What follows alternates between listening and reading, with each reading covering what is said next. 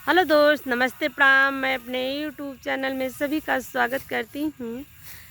तो आप लोग जहाँ होंगे वहाँ स्वस्थ होंगे, मस्त होंगे, अच्छे होंगे।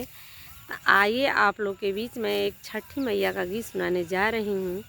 अगर अच्छा लगे तो कमेंट बॉक्स में ज़रूर बताना और लास्ट वीडियो तक बने रहना। छठी मैया चलेली गावनवा, दशरंग बजना बजाओ, दशरंग बजना बजाओ।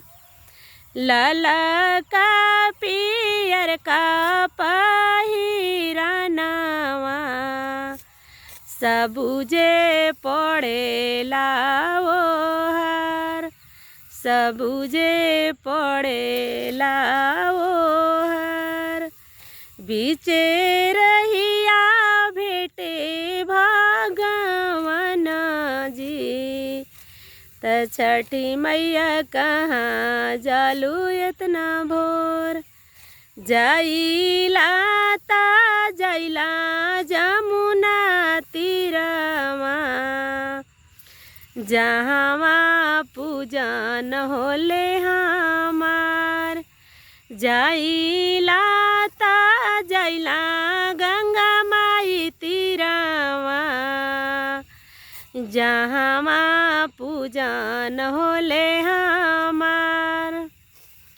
छठी मैया सुते बलुआर तवा, लटिया देली छितिराय।